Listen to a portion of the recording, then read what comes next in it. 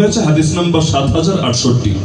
আনাস রাদিয়াল্লাহু আনহু তাদেরকে বললেন, ইসবিরু, তোমরা সবর করতে থাকো। কেন? ফাইন্নাহু লা ইয়াতি আলাইকুম জামান ইল্লা ওয়াল্লাযী বাদাহু শাররুম মিন। কারণ তোমাদের সামনে যত যুগই আসবে, যত সময় আসবে, যত বছর এবং কালই আসবে, প্রত্যেক পরের সময়টা আগের সময়ের চাইতে বেশি খারাপ হবে। তার মানে আমাদের এটা ভাবার সুযোগ নাই যে আমাদের লড়াই মনে হয় শেষ হয়ে গিয়েছে, আমাদের মনে হয় পায়ের উপর পা তুলে বসে দিন গুজরান করার সময় চলে এসেছে। বরঞ্চ আল্লাহ নবীর এই হাদিস দ্বারাই প্রমাণিত, যেটা আনাস রাদিয়াল্লাহু আনহু বললেন এবং বলার পরে তাকে এটা ক্লিয়ার করে দিলেন, হাত্তা তালকাউ রাব্বাকুম, যতদিন রবের সম্মুখে না হবে, রবের সামনে গিয়ে না দাঁড়াবা, এই সিলসিলায় চলতে থাকবে। এমনকি তিনি ক্লিয়ার করলেন, এটা আমি আনাসের বানানো কোনো কথা না, সামিআতুহু মিন নাবিয়্যিকুম সাল্লাল্লাহু আলাইহি ওয়াসাল্লাম, আমি তোমাদের নবী মুহাম্মদুর রাসূলুল্লাহ সাল্লাল্লাহু আলাইহি ওয়াসাল্লাম থেকে নিজ কানে এটা শুনেছি। হাসান বসরি রাহমাতুল্লাহি আলাইহি হাদিসের ব্যাখ্যা করে বলেছেন, আল্লাহ রাব্বুল আলামিন মাঝে মাঝে শ্বাস ফেলার জন্য একটু টাইম দেন। অর্থাৎ প্রত্যেক পরের যুগ আগের যুগের চাইতে খারাপ হবে, মায়ের দিনকে দিন হয়তো বাড়তেই থাকবে, কিন্তু মাঝে মাঝে শ্বাস ফেলার জন্য, খেলায়ও যেমন ব্রেক থাকে, মাঝে মাঝে আল্লাহ রাব্বুল আলামিন 2-4-5 বছরের জন্য হয়তো একটু ভালো যোগ দেন, একটু শান্তির যোগ দেন।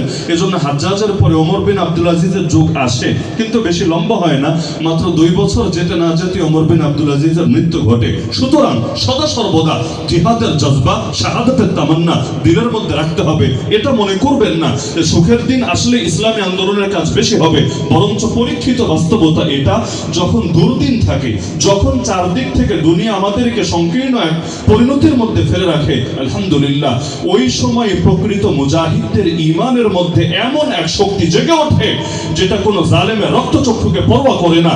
এমনকি জেল, জুলুম, হামলা, মামলা, এমনকি ফাঁসির দড়ি দিয়ে পর্যন্ত যেটাকে আটকে রাখা যায় না। আমরাও বিশ্বাস করি এই যে জুলুমগুলো আমাদের উপর হচ্ছে, এটা আল্লাহর নির্দেশের বাইরে না। আল্লাহ আমাদের ঈমানকে আরো ঝালাই করে নিতে চাচ্ছেন, আরো পরীক্ষা করে নিতে চাচ্ছেন। সুতরাং ওদের জুলুম যতই বাড়ুক, আমাদের ঈমানের পাওয়ার যাতে না কমে, বরঞ্চ আগামী দিনে আমাদেরকে একটা অনিবার্য লড়াইয়ের জন্য মানসিকভাবে প্রস্তুত থাকতে হবে। ইনশাআল্লাহ আগামীর যে বিপ্লব হবে, সেই বিপ্লবের পরে এই বাংলার জমিনে ইসলামের ফুল ফুটবেই ফুটবে।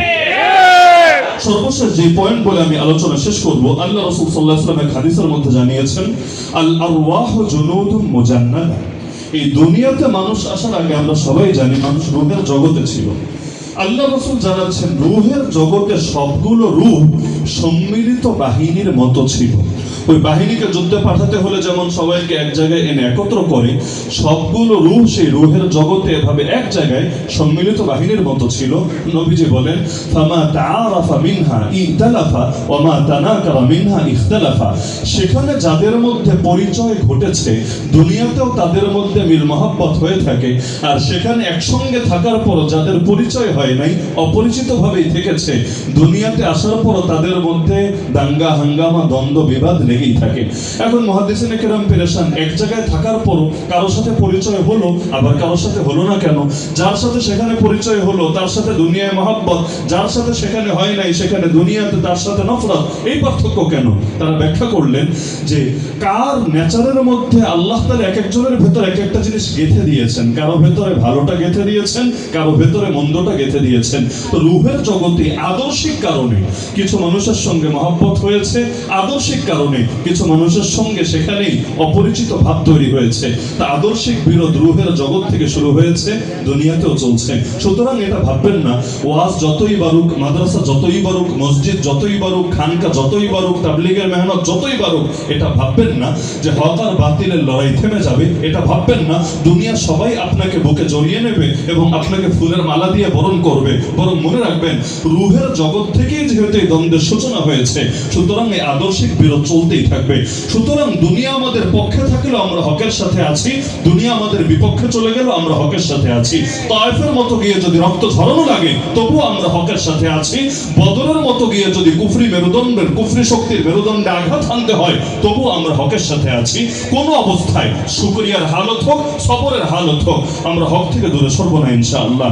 এবার তো আলহামদুলিল্লাহ এই যে ঢাকার মধ্যে একটা বৈপ্লবিক পরিবর্তন দেখলাম, আমি আশাবাদী এখন সম্মানিত জনপ্রতিনিধি যারা রয়েছেন, তারা যদি ইনশাআল্লাহ সফলতার দৃষ্টান্ত উপস্থাপন করতে পারেন, আগামী নির্বাচনের সংখ্যাটা দ্বিগুণ হবে ইনশাআল্লাহ।